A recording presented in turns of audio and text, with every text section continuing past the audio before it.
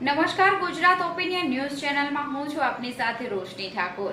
સમાચારોની વાત કરીએ તો ગુજરાતના ડાંગ જિલ્લાના 311 જેટલા ગામોમાં હનુમાનજી મંદિર બનાવવાનો સંકલ્પ સુરતના જાણીતા ઉદ્યોગપતિ ગોવિંદજી ધોળકિયાએ ઉઠાવ્યો છે, જેનું નામ હનુમાન યાગ આપવામાં આવ્યું છે।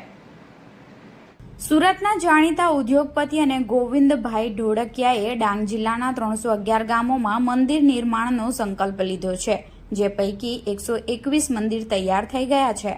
ડાંગના તમામ ગામોમાં મંદિરો બનાવવાના સંકલ્પને લઈ ગોવિંદભાઈએ કહ્યું કે 2017માં અમે અને પીપી સ્વામીજી કારમાં એક ગામથી પસાર થતા હતા, ત્યારે હનુમાનજીની મૂર્તિ ઉપર નજર પડી, જે ખુલ્લા આકાશમાં ઝાડના ટેકે ઊભેલી હતી।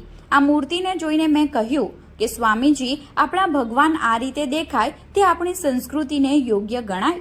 આ સાંભળીને પીપી સ્વામીજીનું હૃદય દ્રવી ઉઠ્યું અને તેમણે કહ્યું કે ગોવિંદભાઈ, આ પરિસ્થિતિની લગભગ આખા ડાંગ જિલ્લામાં છે। કરવાની જરૂર ઘણી બધી છે, કેટલુંક થઈ શકે અને કોણ કરે? ત્યારે એ જ સમયે ડાંગ જિલ્લાના 311 ગામમાં શક્ય હોય ત્યાં હનુમાનજીના મંદિર બનાવવાનો સંકલ્પ કર્યો હતો। આજે ડાંગના મોટા ભાગે ગામોમાં એક સરખા મંદિર બનાવીને લોકોમાં એકતા વધે, ધર્મ પ્રત્યે જાગૃતતા આવે તેવી ભાવના સાથે મંદિર નિર્માણ ચાલી રહ્યું છે।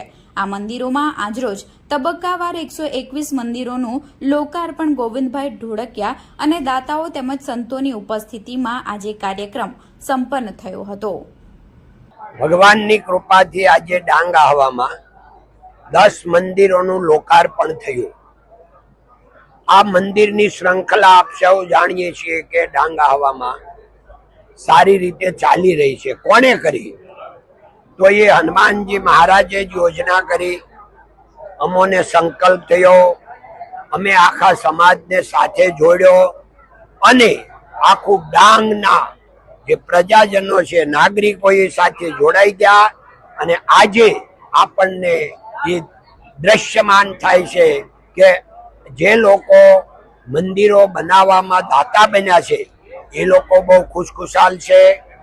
ડાંગના જે ગામમાં મંદિરો બન્યા એ પણ બધા ભક્તજનો બહુ એક્સાઇટ છે। આ બધી ભગવાનની કૃપા છે, ભગવાનની ઈચ્છાથી જ આ સૃષ્ટિ ચાલે છે।